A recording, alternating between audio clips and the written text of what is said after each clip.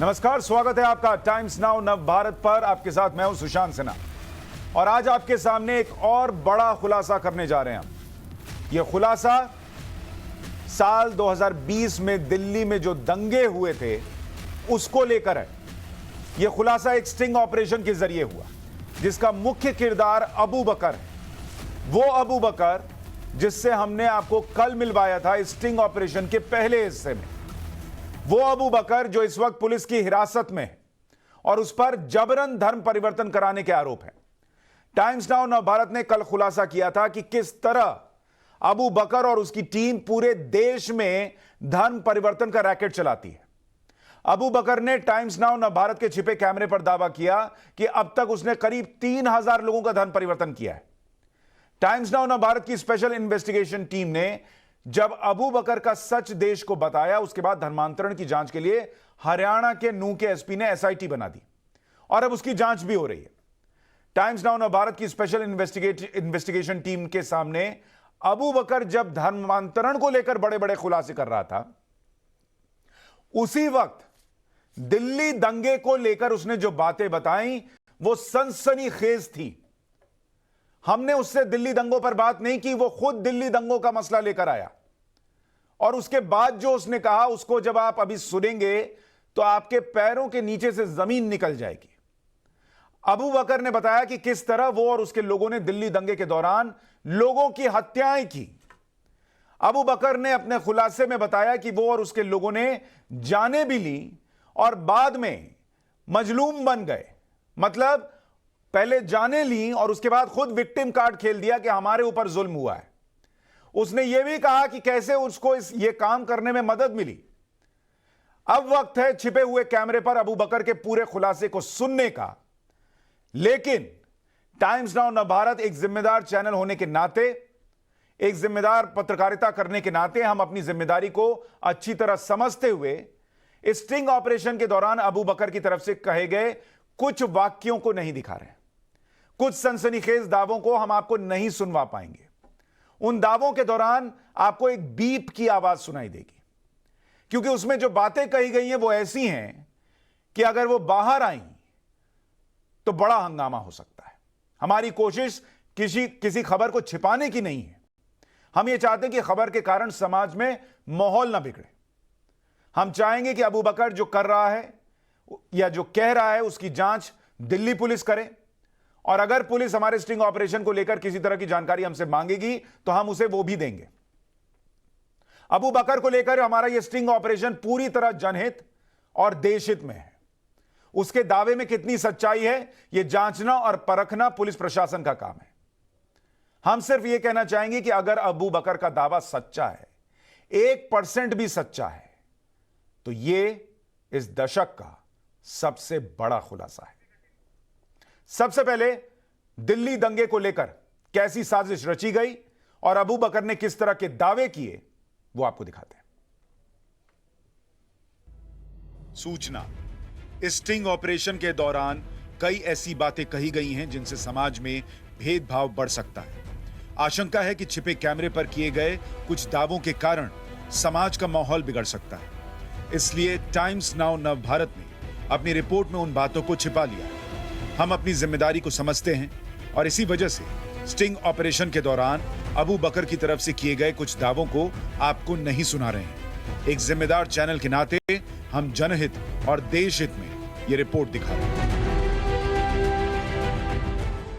अब जो कुछ भी आपके सामने आने वाला है उसे बेहद ध्यान से देखिए और सुनिए। इस स्टिंग ऑपरेशन में आपको सिर्फ अबू बकर दिखेगा, लेकिन आप आवाज 4 लोगों की सुनेंगे। पहली आवाज खुद अबू बकर की होगी।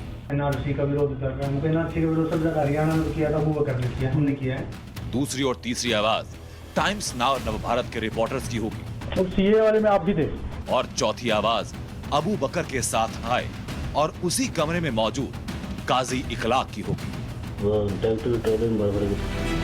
टाइम्स नाउ नव भारत के रिपोर्टर ने अबू बकर से पूछा कि क्या वो और उसके लोग सीएए और एनआरसी के खिलाफ हुए प्रदर्शन में भी शामिल थे। इसके जवाब में अबू बकर ने जो कहा वो बात आज तक देश से छिपी थी। गौर से सुनते जाइए और समझते जाइए कि इस देश में अंदर ही अंदर कितनी भयानक और गहरी साजिश रची जा रही है। और सीए वाले में आप भी थे? जी। तो हम पे 365 लोगों पे मुकदमा बना था। फिर हमारे एक आप जैसे नौजवान लड़के थे, उनको उठा लिया पुलिस ने। हमने 1000 लोगों को जाके थाने में घेराव कर दिया। पुलिस प्रशासन मुर्दाबाद। ऐसे साहब ने कहा कि भाई क्या बात होगी? मुझे बात ये होगी, आप इस लड़के को उठा के लाई, इतना बताओ, जवाब दो। जी ये क्या नाम है, एनआरसी का विरोध कर रहा है। मुझे एनआरसी का विरोध सब हरियाणा में किया था, अबू बकर ने किया, हमने किया है। तो हमने उठाओ ना, फिर आप बच्चों को उठा रहे हो और फिर थाने में उठा के जा रहे हो, हरेसमेंट कर रहे हो। आप अगर पूछताछ करें घर में करो। भाई मुकदमा बनाने से पहले आप उठा के चलाए, ये बताइए मुकदमा बनाओ जी, क्या है इनके ऊपर मुकदमा? फिर उसको छोड़ दिया। और गांव के पंच सरपंच जो जिम्मेदार बात कर रहे थे 30,000 रुपए में छुड़वाएंगे, कोई कह रहा 50,000 में छुड़वाएंगे। क्या मतलब हुआ इस बात का जी?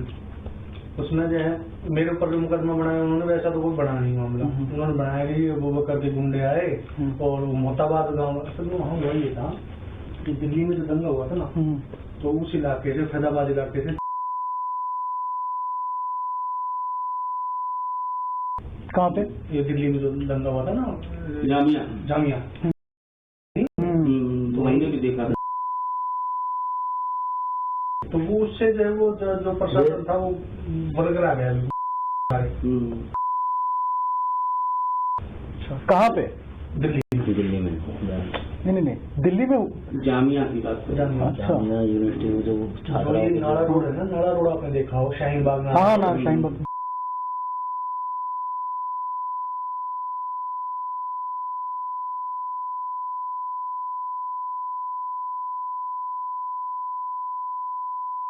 मुसलमानों की अल्हम्दुलिल्लाह जीत रही। क्या बात है? तो उसमें अमीन किया था आपने? जी इंशाल्लाह। उसमें फिर ये भी जाहिर नहीं हुआ कि मुसलमानों ने इतने मार दिए। हाँ बस ये जाहिर हुआ था कि मुसलमान इतने मर गए, मुसलमान इतने मर गए। तो ये हुआ तो उसमें ना समझदार लोगों ने अच्छी खाली भूमिका करी भाई, पीट भी दिया और फिर मजलूम भी बना दिया। वरना तो हाँ एक वक्त ये आ गया था, मुसलमानों का नुकसान हुआ, जो अकेली दुकान है बीच पूरा आग लगा दी उसने, ये तो हुआ है। लेकिन उसका असर तो हुआ, उतना असर नहीं हो पाया। हाँ भाई असल में उसको दबाया इन्होंने बहुत ज्यादा। अगर आप हैरान नहीं हुए तो शायद आप समझ नहीं पाए होंगे कि अबू बकर कितनी बड़ी बात कह गया। अब तक उसने जो कहा उसे आप समझ सकें, इसके लिए आने वाले ग्राफिक्स को ध्यान से देखिएगा।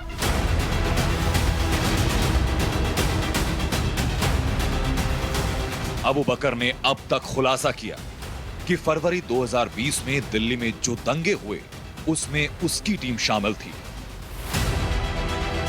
उसने यह भी कहा कि कितनी जान ली गई, इस सच्चाई को दबा लिया गया।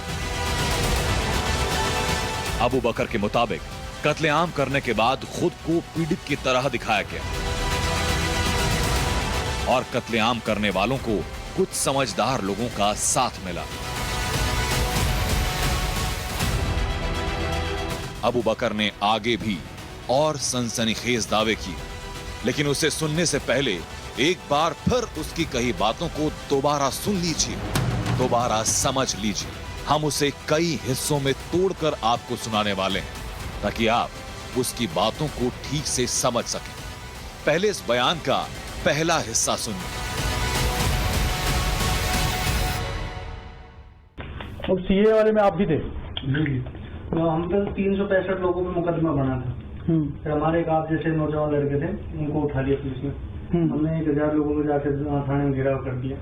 पुलिस प्रशासन मुर्दाबाद। ऐसे साहब ने कहा कि भाई क्या बात होगी? मुझे बात ये होगी, आप इस लड़के को उठा के लाई, इतना बताओ, जवाब दो। जी ये क्या नाम है, एनआरसी का विरोध कर रहा है। मुझे एनआरसी का विरोध सब हरियाणा में किया था, अबू बकर ने किया, हमने किया है। तो हमने उठाओ ना, फिर आप बच्चों को उठा रहे हो और फिर थाने में उठा के जा रहे हो, हरेसमेंट कर रहे हो। आप अगर पूछताछ करें घर में करो। भाई मुकदमा बनाने से पहले आप उठा के चलाए, ये बताइए मुकदमा बनाओ जी, क्या है इनके ऊपर मुकदमा? फिर उसको छोड़ दिया। और गांव के पंच सरपंच जो जिम्मेदार बात कर रहे थे 30,000 रुपए में छुड़वाएंगे, कोई कह रहा 50,000 में छुड़वाएंगे। क्या मतलब हुआ इस बात का जी? उसमें जो है मेरे ऊपर जो मुकदमा बनाया उन्होंने, वैसा तो कोई बना नहीं मामला। उन्होंने बनाया कि अबू बकर के गुंडे आए और वो मोहताबाद गाँव, असल में वहाँ वही था कि दिल्ली में जो दंगा हुआ था ना, तो उस इलाके से, फैजाबाद इलाके से। कहाँ पे? ये दिल्ली में जो दंगा हुआ था ना, जामिया जो गोली चली थी, तो वहीं भी देखा नहीं। तो वो उससे जो है वो जो प्रशासन था वो बरकरार आ गया सारे। जी जी। कहाँ पे? दिल्ली में। दिल्ली में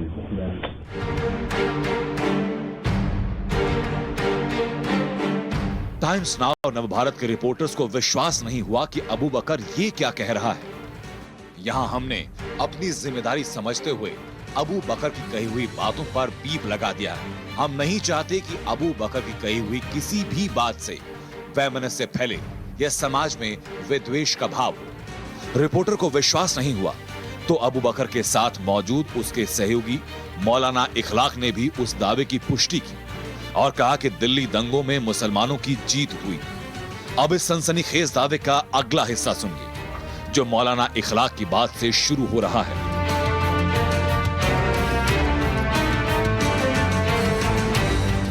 मुसलमानों की अल्हम्दुलिल्लाह जीत रही। क्या बात है?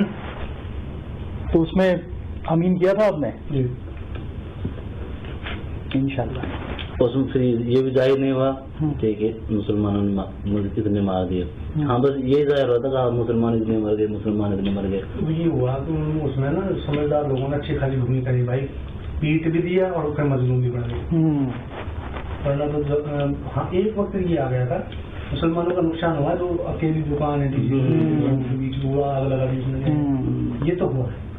लेकिन उसका असर तो हुआ, उतना असर नहीं हो पाया।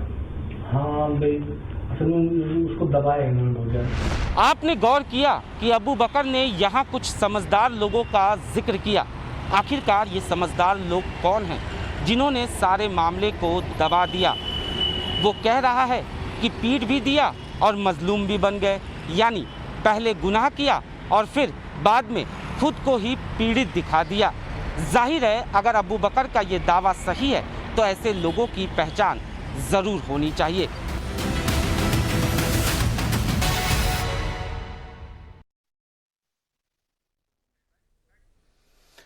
अबू बकर जो कह रहा है वो भयानक है और जहां पर आपने बीप की आवाज सुनी वहां पर एक तरीके से वो अपना और अपनी टीम का जो जुर्म है उसको कबूलता है और बताता है कि कितने लोगों को मारा और कहां पर मारा।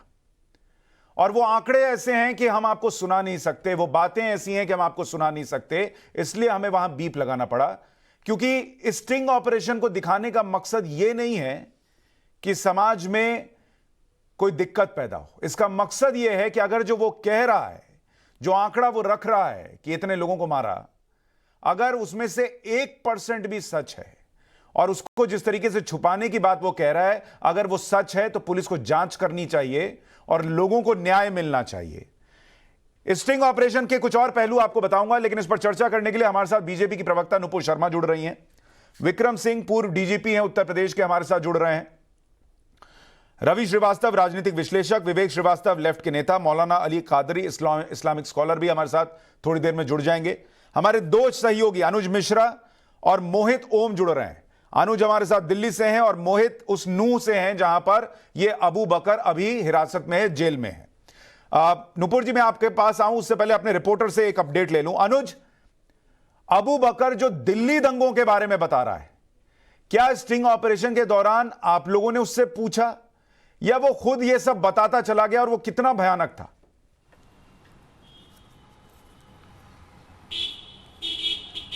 जी बिल्कुल, जब हमने इस स्टिंग ऑपरेशन को किया, जब हम उससे बात कर रहे थे, उसने खुद ही, हमने इस दिल्ली दंगों का जिक्र भी नहीं किया था, उससे पहले ही उसने इस बारे में तमाम खुलासे करने शुरू कर दिए। उसने बताया कि किस तरीके से उसके लोग जो हैं वो पूरे षड्यंत्र में शामिल थे, किस तरीके से CA NRC से उसने शुरुआत किया और उसके बाद दिल्ली दंगों में जो उसके स्लीपर सेल थे, जो उसके लोग थे, वो किस तरीके से पूरी साजिश में शामिल थे। उसने न सिर्फ आप खुद ये बात कबूल की, बल्कि जो लोग उसके साथी थे उनसे भी हमारी उसने बात कराई और बाकायदा तस्दीक कराया। जो अबू बकर का कॉन्फिडेंस लेवल था और जो वो इस बाबत जो सबूत दे रहा था, उससे साफ तौर पे ये लग रहा था कि वो कहीं ना कहीं पूरी साजिश में न सिर्फ शामिल है, बल्कि उसके जो 7 लोग हैं, क्योंकि वो साफ साफ कह रहा था कि जो तमाम लोगों का वो जिक्र कर रहा था। उसने कई लोगों के बारे में कई चीज़ें बताई। हालांकि एक जिम्मेदार चैनल होने के नाते हम कई चीज़ें नहीं बता सकते, लेकिन जो खुलासे उसने किए हैं वाकई में चौंकाने वाले खुलासे और हैं। वो और पूरे इस खुलासे बात हम की पुलिस को तस्दीक करते हैं देंगे, कि किस तरीके भले से यहाँ टीवी पर दिल्ली हमें वहां दंगों बीप करना पड़ रहा हो, लेकिन हम पुलिस को पूरी सीडी देंगे, पूरा स्टिंग देंगे। और इसमें हमने सिर्फ इससे बात नहीं की, जब इसने कहा कि हमने ये कत्लेआम किया तो हमने उन लोगों से भी बात की जिनका इसने कहा कि रोल है, और उन्होंने भी यही बातें कही जो अबू बकर कह रहा है। तो वो एक तार जुड़ता भी दिखता है। मोहित ओम हमारे साथ है। मोहित, इसको लेकर जो पूछताछ वहां नूह में चल रही है, और कुछ इसने कबूला है क्या वहां पर?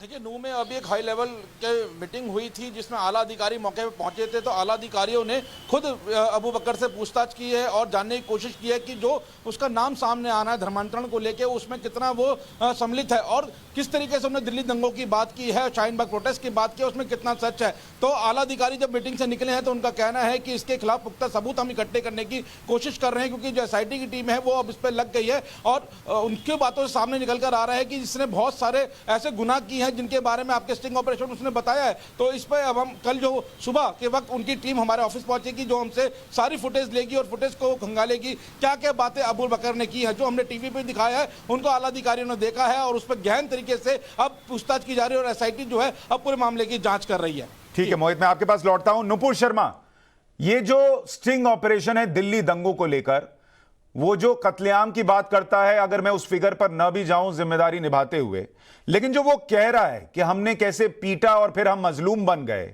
हमें कुछ समझदार लोगों का साथ मिला जिन्होंने इसमें हमारा साथ दिया, ये सब बातें भी अगर सच हैं तो ये बहुत भयानक है। इसका मतलब दिल्ली दंगा ऑर्गेनाइज्ड था। सुशांत जी, आपको, पैनलिस्ट को, सभी दर्शकों को नमस्कार।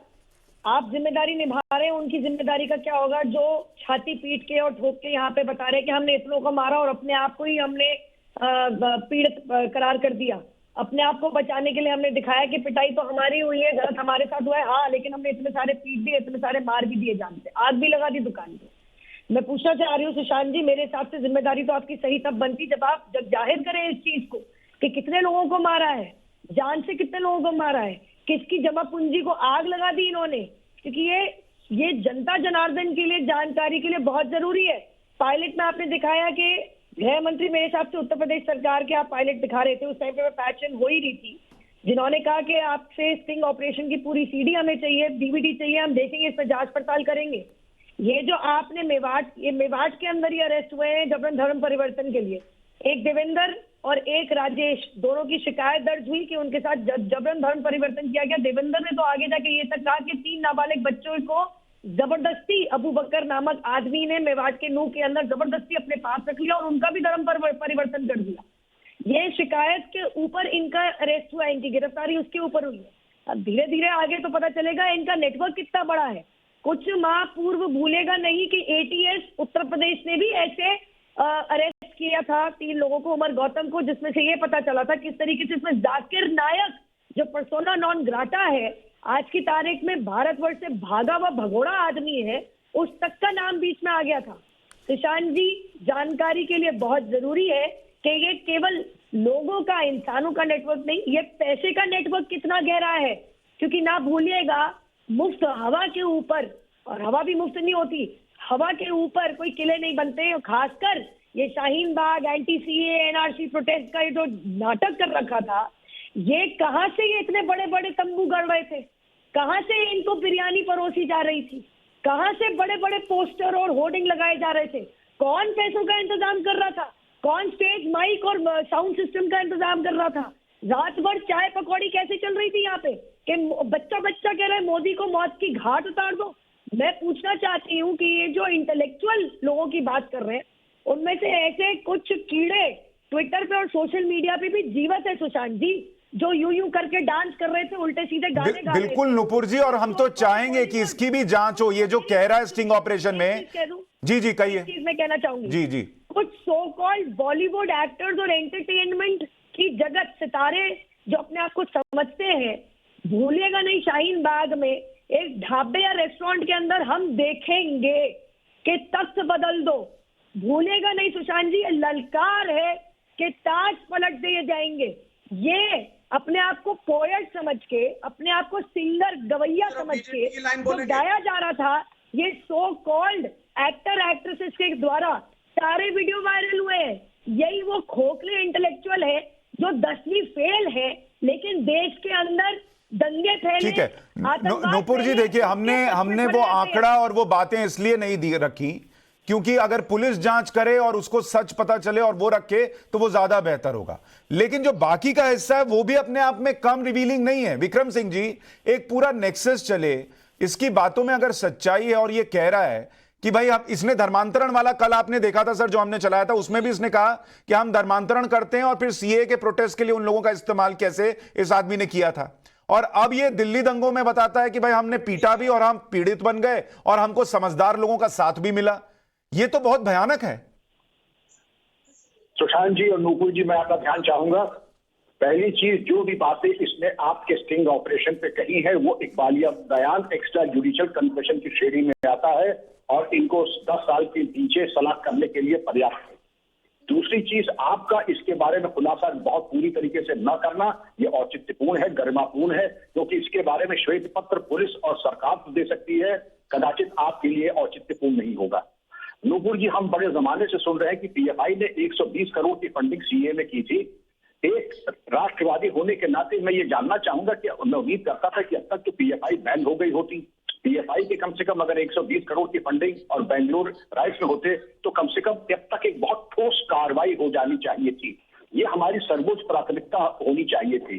क्या कारण है कि अगर हमने सर्वोच्च प्राथमिकता दी तो अब तक इस पे कार्रवाई नहीं हुई, और कार्रवाई नहीं हुई तो क्या हमारी सर्वोच्च प्राथमिकता नहीं है? इसके बारे में आप उत्तर भले ही न दें, लेकिन इस पे अपने स्तर पे कार्रवाई जरूर कर लीजिएगा। आपके स्टिंग ऑपरेशन को सुशांत जी बहुत बहुत बधाई, आपने बहुत अच्छा काम किया, क्योंकि सामान्यतः ये इन्वेस्टिगेटिंग एजेंसी भी इतने कामयाब स्टिंग ऑपरेशंस नहीं कर पाते। आपने जो किया है उसकी सीडी शेयर करें। बिल्कुल, हम पुलिस को ये सीडी भी देंगे और हमारी जो स्टिंग ऑपरेशन है उसका अनएडिटेड वर्जन पुलिस को देंगे, ताकि पुलिस भी जांच करे कि ये आदमी जो कह रहा है और इसके तार कहां कहां जुड़े हैं वो निकल कर आना चाहिए। विवेक श्रीवास्तव जी, क्या ये जो कह रहा है ये बहुत बहुत गंभीर और चिंताजनक नहीं है? देखिए, पहली चीज तो खोजी पत्रकारिता में मैं आपको मुबारकबाद दूंगा कि आपने बहुत अच्छा ऑपरेशन किया है, और आज के युग में जो खुदी मीडिया वर्ड हम यूज करते हैं उसमें इस प्रकार के ऑपरेशन हमेशा वेलकम है। लेकिन इसको एक बेंचमार्क नहीं बनाया जा सकता। आपका स्टिंग ऑपरेशन सक्सेसफुल है, सही है, लेकिन इसको एक बेंचमार्क इस्लामोफोबिया के लिए आप नहीं बना सकते। आप यहाँ बैठ करके बीजेपी की प्रवक्ता ये नहीं कह सकती है कि बॉलीवुड पे भारतीय जनता पार्टी आरएसएस का कॉपीराइट है और कोई एक्टर या एक्ट्रेस अगर उसके मुख्तलिफ बोलता है तो भाई वो गलत है या वो एंटी नेशनल है। ये स्टैंड भी गलत है। और ये श्रीमान जी जिनका स्टिंग ऑपरेशन आपने किया है, ये कोई रोल मॉडल नहीं है। मरने वालों में हिंदू और मुसलमान दंगों में दोनों थे, और कॉमन मैन था जो मरा है।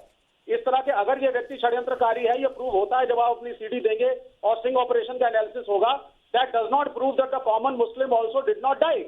जो एक कॉमन मुसलमान है वो भी मरा। सर वो तो हुआ ही, लेकिन वो ये कहता है सर, वो ये खुद स्टिंग ऑपरेशन में कह रहा है कि हमारे कम मरे लेकिन हमने ज्यादा दिखाया, आंसू ज्यादा बहाया, छाती ज्यादा पीटा और हमें इसको करने में साथ मिला।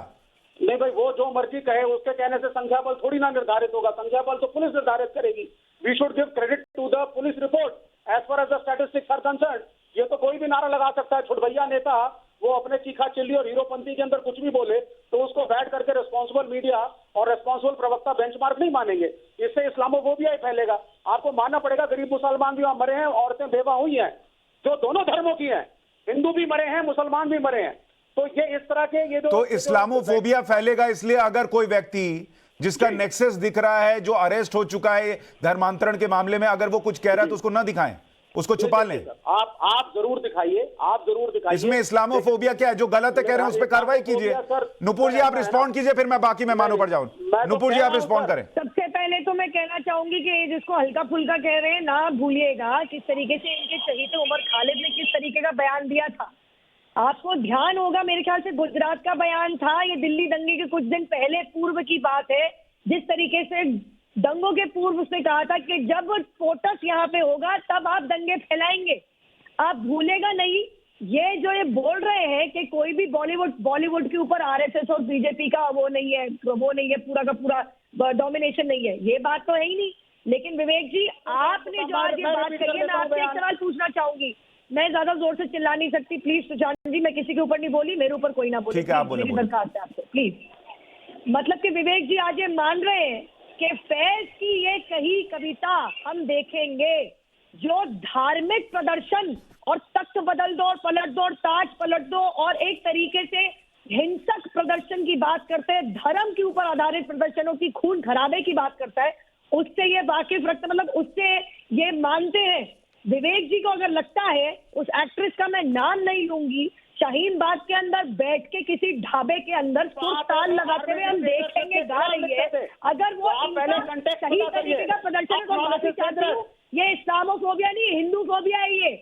ये एक तरीके से नहीं विवेक जी, अभी एक घटना हो जाए जिसमें 4 लोग कौन है वो भी नहीं पता होगा, अगर वो हिंदू निकलेंगे तो वो पूरे देश की तस्वीर हो जाती है। लेकिन यहाँ एक व्यक्ति जो ऑलरेडी अरेस्टेड है, जिस पर केस है, आप कह रहे हैं ये कौन छुट भैया, इसके बोलने पर हम क्या माने? मैं बात कर लूं एक सेकंड देख करके ही तो हम तवज्जो देंगे ना। आप बोलेंगे चैनल के रिस्पॉन्सिबल है, एक एंकर है, तो मैं आपकी बात को भारीपन में लूंगा, क्योंकि आपकी क्रेडिबिलिटी है सर, आपके चैनल की क्रेडिबिलिटी है। आपके हिसाब से तो एसीपी के सर पे चोट भी नहीं लगी, कोई झूठे नारे आपके हिसाब से तो सभी छुट गई है।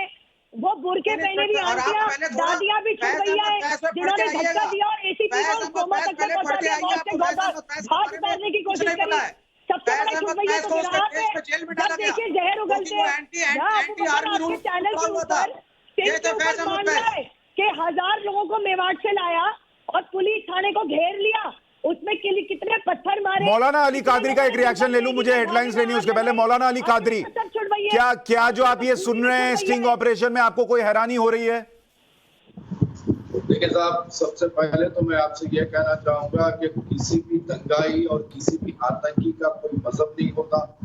जो दंगाई होता है वो सिर्फ अपने लिए जीता है, और जो आतंकी होता है वो अपने लिए जीता है, चाहे वो तालिबान हो, चाहे वो कल जो मध्य प्रदेश में घटना हुई वो हो। रहा सवाल, आपने जो स्टिंग ऑपरेशन किया है उसकी तहकीकात तो पुलिस करेगी, आप उनको सीडी दीजिए। जैसे कि अभी एक मेरे भाई ने कहा कि वहां पर कोई हिंदू अकेले नहीं मारा गया, ना कोई मुसलमान अकेले मारा गया, हर दो समुदाय के लोग जो है वहां पर, औरतें बेवा हुई, बच्चे यतीम हुए। तो मेरी अपनी नजर में कोई भी दंगाई का कोई मजहब नहीं होता, कोई भी आतंकी का कोई मजहब नहीं होता, चाहे वो तालिबान में आतंकी हो उनका भी कोई मजहब नहीं है। अगर हिंदुस्तान में, सर मैं आपको थोड़ा सा रोक रहा हूं, एक काम हमने अभी और कर दिया है, हमारी स्पेशल इन्वेस्टिगेशन टीम जो है वो दिल्ली पुलिस को स्टिंग ऑपरेशन का वीडियो सौंप आई है। हमने अपनी जिम्मेदारी निभाते हुए स्टिंग ऑपरेशन का पूरे स्टिंग ऑपरेशन का वीडियो दिल्ली पुलिस को सौंप दिया है, अनएडिटेड वर्जन। अभी जो आप सुन रहे थे उसमें कुछ जगह हमने बीप का साउंड लगाया था, क्योंकि ऐसी बातें थी, ऐसी संख्या थी कि हम आपको बता नहीं सकते थे। लेकिन ये तस्वीर हम आपको दिखा रहे हैं, दिल्ली पुलिस को टाइम्स नाउ नव भारत की टीम ने, प्रियांक जो हमारे रिपोर्टर हैं जिन्होंने इसको लीड किया था, वो दिल्ली पुलिस के दफ्तर में बैठे हुए आपको दिख रहे हैं, और हमने ये पूरा स्टिंग ऑपरेशन दिल्ली पुलिस को सौंप दिया है। Thank you.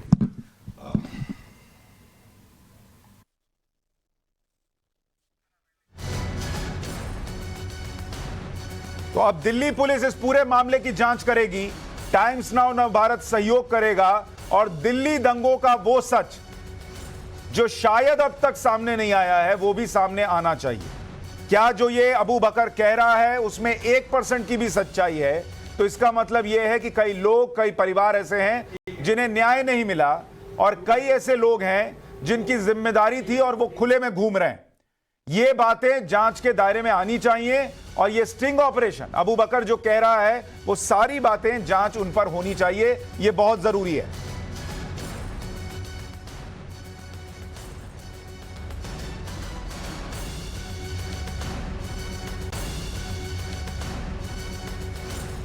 हाँ, टाइम्स नाउ नवभारत के सनसनीखेज खुलासे के बाद अब दिल्ली पुलिस ने भी इस पूरे मामले की संज्ञान ली है। हमें तलब किया गया है, बुलाया गया है डीसीपी चिन्मय बिस्वाल जो डीसीपी क्राइम है उनके पास। पहले जो नूह की पुलिस थी, एसपी नरेंद्र बजानिया ने भी इस स्टिंग ऑपरेशन की क्लिप मांगी जिसमें किस तरीके से धन परिवर्तन हो रहा है नूह की एरिया में।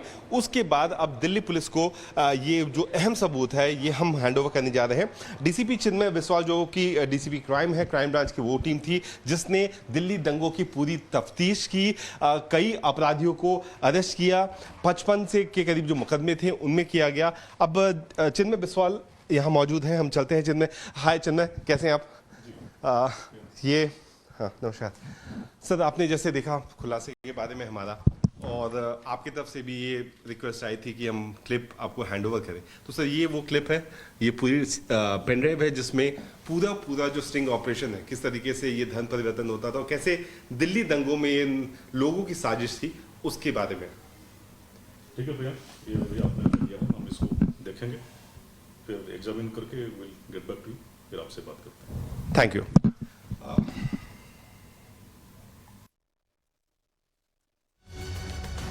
तो अब दिल्ली पुलिस को यह पूरा स्टिंग ऑपरेशन सौंप दिया गया है और दिल्ली पुलिस इसकी जांच करेगी, यह भी दिल्ली पुलिस की तरफ से आश्वासन दिया गया है और हमें उम्मीद है कि एक है वो जिम्मेदारी तय होगी।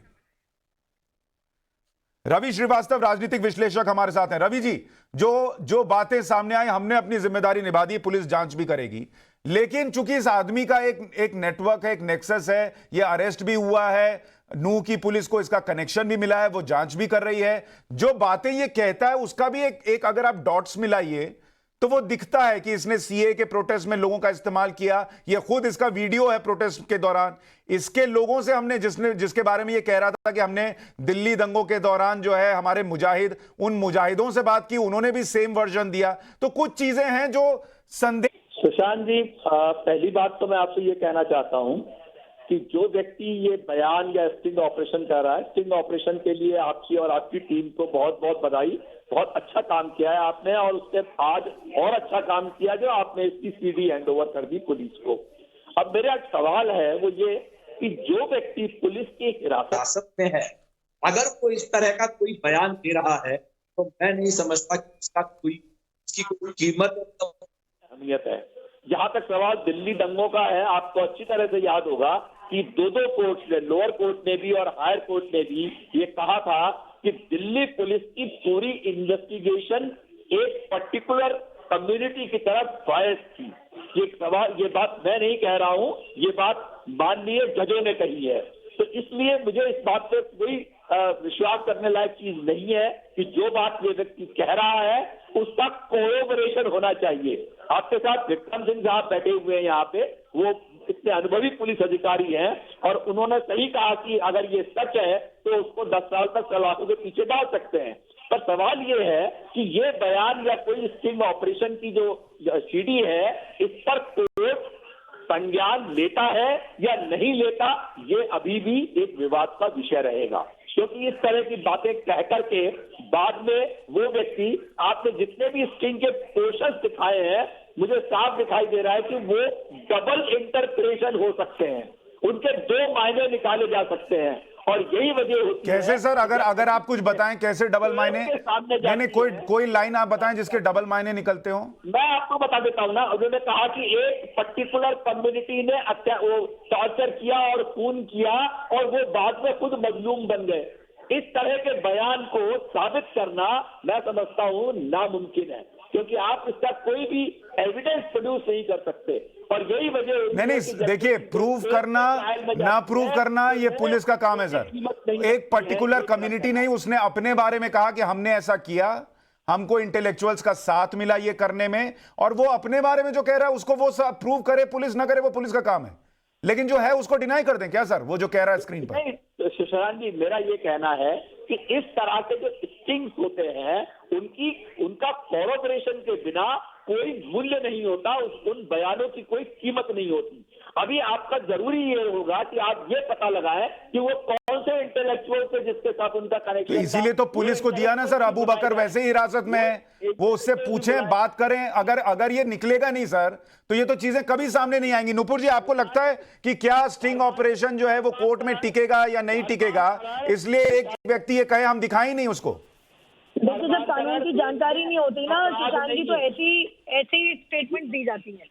सबसे पहली तो बात ये कि आपने जो जगह के नाम के ऊपर आपने जो डिटेल्स बीप आउट करी हैं, मैं बता दूं तो दिल्ली में काफी सीसीटीवी मौजूद है, खासकर पुलिस थानों में होते हैं, पब्लिक सीसीटीवी होते हैं। अगर वो कह रहे हैं हम इतने लोग यहाँ पहुंच के मेवाट मुंह से उठा के यहाँ पहुंच गए थे, हमने घेराबंदी कर ली, इस नाले के ऊपर हमने ये जुर्म किया, तो ये जो कोऑपरेशन की बात कर रहे हैं वो जांच पड़ताल का हिस्सा होता है, वो पुलिस भली बात ही करेगी। हाँ, मैं ये जरूर पूछना चाहूंगी कि कौन से कोर्ट ने ये कहा 750 से अधिक एफआईआर दर्ज हुई है दिल्ली दंगों में, किस कोर्ट ने ये कहा कि दिल्ली पुलिस तुष्टीकरण की जांच पड़ताल कर रही है? मैं पूछना चाहती हूँ कब कहा, कहाँ है वो स्टेटमेंट? वो 750 से अधिक जो एफआईआर दर्ज हुई है उसमें अलग अलग मामले में अलग अलग टिप्पणी जरूर रही है, लेकिन तुष्टीकरण कर रही है, अपीलमेंट कर रही है, कम्युनिटी के ऊपर अटैक कर रही है, ऐसी कोई स्टेटमेंट किसी भी कोर्ट ने दिल्ली में नहीं दी है। हाँ, ढील दे दी या फिर अक्यूज को डिफेंस प्रोवाइड कर रही है, ऐसी स्टेटमेंट जरूर दी है कोर्ट ने। तीसरी बात मैं कहना चाहूंगी कि उन्होंने कहा,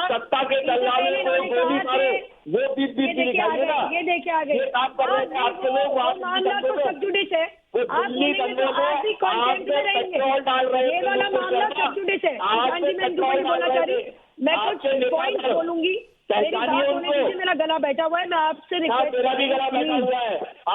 आप बैठे रहिए ना, आप खुद तो बैठिए, गला तो बैठा, खुद तो शांत हो जाओ, खुद तो बैठ जाओ अपने समय। अच्छा, एक मिनट मौलाना अली कादरी, क्या आप चाहेंगे कि धर्म कुछ भी हो जांच होनी चाहिए अगर ये बातें सही हैं तो? मैं बात कर सकती हूँ अपनी, प्लीज कंप्लीट 10 सेकंड दीजिए मुझे। लोग खामोश बैठ गए तो मैं आपकी बात करने के लिए तो ये सॉरी, ये यहाँ पे व्यक्तिगत टिप्पणी करेंगे तो नहीं। रवि श्रीवास्तव जी, अगर आपको दिक्कत है, आपके बात, आप कह रहे हैं नुपुर जी के बात करने के लिए प्रोग्राम हो रहा है, आपको भी बुलाया है, आप कम बोल रहे हैं क्या? आप कम बोल रहे हैं क्या? हम देखेंगे तो हम 100 बार गाएंगे, हम देखेंगे तो हम 100 बार गाएंगे मैडम, आप रोक नहीं सकती उसको। हम देखेंगे हमारी क्षमता है, ये देखिए मुझे धमकी दे रहे हैं लाइव टेलीविजन के ऊपर, ये स्टिंग ऑपरेशन से चौड़े होके, रवि श्रीवास्तव स्टिंग ऑपरेशन से चौड़े होके महिला नहीं है, ये आजाद देश है। ये मुझे आगाह कर रहे हैं, ये मुझे आगाह कर रहे हैं, मुझे जान से मारेंगे। रवि श्रीवास्तव आपके टीवी के ऊपर दंगाई बनाने की कोशिश। रवि श्रीवास्तव जी, मुझे ये नहीं समझ में आ रहा, आपको स्टिंग ऑपरेशन गलत है ये साबित करने की इतनी जल्दबाजी क्यों है? नहीं, मैं आगे बोल सकती हूँ जरा सुशांत जी, मैं 3 पॉइंट और बोलना चाह रही हूँ। नहीं दे रहा है यहाँ पर, लेकिन आप क्यों बोल रहे हैं? रवि श्रीवास्तव के मुंह में जबान नहीं है क्या? आप बोलोगे बीच में, आप बनाने वाले वैसे ही हो, आपको बॉम्ब बनाना सिखाते, पढ़ाई क्या कराते होगे आप? और डिबेट में थोड़ा पढ़ के आइए, आपको बोलने की जरूरत नहीं है। अच्छा, एक मिनट मैं आप लोगों को माफी के साथ रोक रहा हूँ। नहीं है, मैं अपना जवाब दे दूं पूरा, ये दोनों मेरे पे चिल्लाते रहेंगे तो काम नहीं होगा। सर, फैज हमारे विषय नहीं है। मैं 1 मिनट नुपुर जी आ रहा हूं, हमें एक अगला पैकेज भी दिखाना है, और प्रियांक और अनुज हमारे सहयोगी जुड़ गए हैं इस वक्त।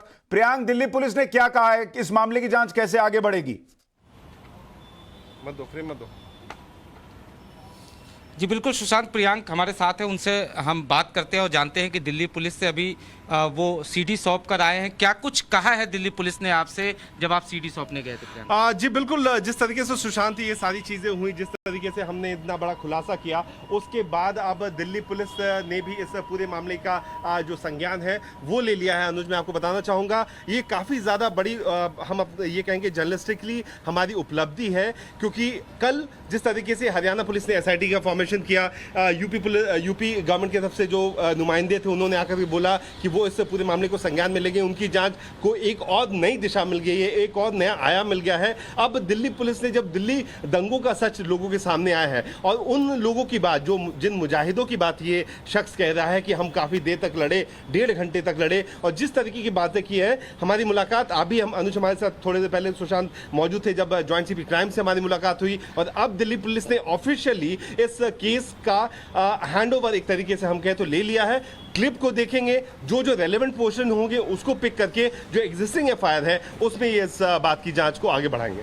जी, एसआईटी, चूंकि दिल्ली पुलिस की एसआईटी इस पूरे मामले की इन्वेस्टिगेशन कर रही थी पहले से, ऐसे में ये सीडी कितनी मददगार साबित होगी? आपकी बात हुई होगी, चूंकि दिल्ली पुलिस ऑलरेडी इस पूरे मसले पे मामला जांच कर रही थी, कितनी मददगार साबित होगी? क्या कुछ बताया आपको? बहुत ज्यादा इंपॉर्टेंट है कि अगर आप देखें कि एक समय वो था जब दिल्ली पुलिस को जस्टिफिकेशन देना पड़ गया कि भाई हमने 245 लोग हिंदू अरेस्ट किए हैं तो 245 मुसलमान अरेस्ट किए हैं। आपको वो आंकड़ा याद होगा, वो अनऑफिशियली वो प्रेस रिलीज की तरह के उस शेप में आया था। तो एक ऐसी जांच जो कम्युनल सेंसिटिव इश्यूज होते हैं उसमें कोई भी जांच एजेंसी नहीं चाहती है जो लॉ एंड ऑर्डर भी जिसके पास हो कि वो किसी भी तरीके की लॉ एंड ऑर्डर की इशू खड़ी हो। ऐसे में कई ऐसे लोग थे जो धर्म का चोला लेकर के, धार्मिक बातों को करके, कहीं छुप करके वो पीछे हट जाते थे और पुलिस उन तक जाना चाहती थी लेकिन पहुंच नहीं पाती थी। अब ये लोग जो धर्म के नाम पे सुशांत जो ये कह रहे हैं कि हम लोगों को दीन की बातें बताते हैं, अच्छी बातें बताते हैं, लेकिन दीन के शक्ल में अनुज वो क्या काम कर रहे थे, क्या गोरख धंधा कर रहे थे,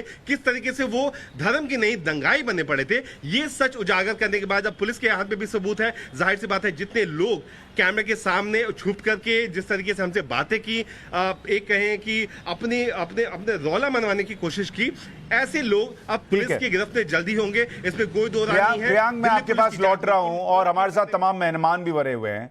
अबू बकर ने कई और खुलासे भी किए हैं और उसकी कही बात पर कैसे मौलाना जो उसके साथ था वो मुहर लगा रहा था, दिल्ली दंगे का पूरा प्लान क्या था वो बता रहा था, वो भी आपको दिखाऊंगा।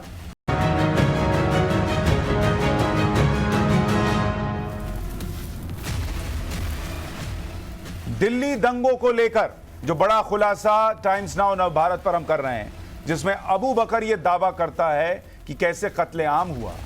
कुछ ऐसी चीजें थी जो हम जिम्मेदारी निभाते हुए नहीं दिखा सके, लेकिन हमने पुलिस को वो सीडी सौंप दी स्टिंग ऑपरेशन की।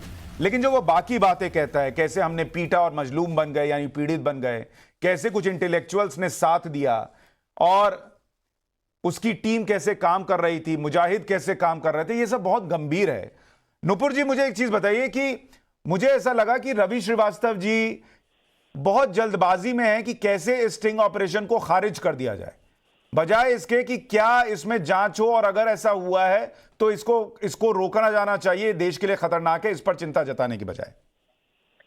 देखिए, साफ सी बात है कि ना तो रवि जी ना विवेक जी, इन दोनों में से कोई जज नहीं, कोई वकील नहीं, अरे कोई पुलिस में नहीं, कोई जांच एजेंसी नहीं, इनकी कोई अथॉरिटी नहीं। तो अगर अब ये सीडी केंद्र सरकार द्वारा आपसे मांग ली गई है, इसके ऊपर जांच बैठेगी, इसके ऊपर सारा एविडेंस है वो कलेक्ट होगा, कोऑपरेट होगा, मुझसे ज्यादा विक्रम जी बता पाएंगे। विक्रम जी ने एक सवाल उठाया था, इसका जवाब मैं शुरू से देना चाह रही थी, 2 सवालों का जवाब मैं पहले देना चाह रही थी, मैं अब दूंगी, मेरे ऊपर भी चिल्लाए ना, क्योंकि खाली बर्तन यहाँ 2 बैठे हैं, सबसे ज्यादा आवाज भी वही बंद कर रहे हैं यहाँ पे। विक्रम जी, आपने पीएफआई के बारे में बोला, इसी साल में अप्रैल 28, 2021 में सर्वोच्च न्यायालय में सुनवाई के दौरान ये केंद्र सरकार द्वारा बताया गया है कि पीएफआई के बैन करने के प्रोसेस में सरकार है। लेकिन गौरतलब ये है, आप जानते हैं इस बात को अच्छी तरीके से, जब एक राज्य सरकार ने पीएफआई को बैन किया था झारखंड के अंदर, तो उसको उच्च न्यायालय झारखंड ने उस बैन को हटा दिया था। हल्का फुल्का बैन नहीं लगा सकते, इस पे बकायदा वार्तालाप हुई है चीफ जस्टिस के कोर्ट में हमारे solicitor general Tushar Mehta sir के साथ, और इसको बहुत थरो प्रोसीजर के साथ पैन इंडिया बैन किया जाएगा। दूसरी बात, यह मौलाना जी बैठे, मैं इनका नाम नहीं जानती, माफी चाहती हूँ, मेरे स्क्रीन पे दिख नहीं रहे, उन्होंने कहा कि आतंकवाद का धर्म से कोई लेना देना नहीं है। हाथ जोड़ के माफी चाहती हूँ, अगर आतंकवाद का धर्म से कोई लेना देना नहीं है तो तालिबान क्यों इतनी कोशिश कर रहा है कि शरिया लागू हो जाए? और अगर धर्म से कोई लेना देना नहीं है आतंकवाद का, तो फ्रांस के जब आतंकवादी हमले हुए थे तो अल्लाहू अकबर के नारे लगा के क्यों हमले हुए थे, चाहे वो चाकू से जान ली गई हो? चार्ली हेब्डो क्या था? अगर वो धर्म के ऊपर आधारित हमला नहीं था, मैं ये भी पूछना चाहती हूँ, हिंदुओं की ठीक है विक्रम सिंह जी, 1 मिनट नुपुर जी, विक्रम सिंह जी, अब यहाँ से ये मामला कैसे आगे बढ़ना चाहिए? इतने दिलचस्प वेस्ट लेते हैं, सुशांत जी, आपने बिल्कुल सही बात की। डीपी जी ने कानून की बात कही है। एविडेंस एक्ट में धारा 27 और धारा 114 में स्पष्ट दिया है कि ऐसे कन्फेशन, मैं रवि जी की बात को भी महत्व देते हुए कहूंगा कि उन्होंने भी बात कही कि हमारा आपका काम था कि स्टिंग ऑपरेशन किया। पुलिस का काम है कि इसको कानूनी जामा उड़ा करके न्यायालय के सामने पेश करे, और कानूनी जामा वही होगा धारा 27 और धारा 114 एविडेंस एक्ट के अंतर्गत जो रिकवरीज है और जो प्रिजम्पशंस है उसके आधार पर सबूत को पुख्ता करके बिल्कुल एक तरीके से कहते हैं चूल से चूल मिला करके न्यायालय के सामने पेश करें। ये सावधानी तो बरतनी चाहिए, वरना फिर एक आरोप में और एक बिल्कुल एक्स्ट्रा जुडिशियल कन्फेशन जो न्यायालय के सामने जिम्मेदारी के साथ पेश किया जा रहा है उसमें कुछ तो अंतर होगा। ये बिल्कुल सावधानी बिल्कुल सही कही रवि जी ने। उसको कानूनी जामा पहनाना जरूरी है, और उसको पहनाना मैं समझता अपने अनुभव से मैं कह सकता हूँ चांदी, इसने जो भी कहा है उसको मैं 90% सही मानता हूँ, 10% उसको डींग मानता हूँ। लेकिन अगर 90% छोटी जगह 50% भी सही है तो हमारा काम पूरा हो जाता, क्योंकि इसने सर आप क्यों 90% सही मानते हैं अपने अनुभव से? मैं ये जानता हूं, मैंने बहुत टेररिस्ट और बहुत ही ISI एजेंट का इंट्रोगेशन मेरी जिंदगी बीत गई यही करते हुए, बॉडी लैंग्वेज। और जब आदमी स्पेसिफिक से बात करता है चांदी, इस आदमी ने स्पेसिफिक बात किया है, इस आदमी ने हवा में गांठ कम बांधी है, स्पेसिफिक से बात की है, और उन स्पेसिफिक्स को अगर कुशल विवेचक होगा वो पहुंच करके एक एक चीज को जाकर के पहुंच जाएगा। इसने कोई अफीम खा के नहीं, कोई नशे में नहीं, बिल्कुल एक एक चीज स्पेसिफिक से बात की है। इसलिए पुलिस की बहुत बड़ी जिम्मेदारी है कि इसको जाकर के एक एक चीज का सत्यापन करे, वेरीफाई करे और न्यायालय के सामने अकाट्य साक्ष्य प्रस्तुत करे।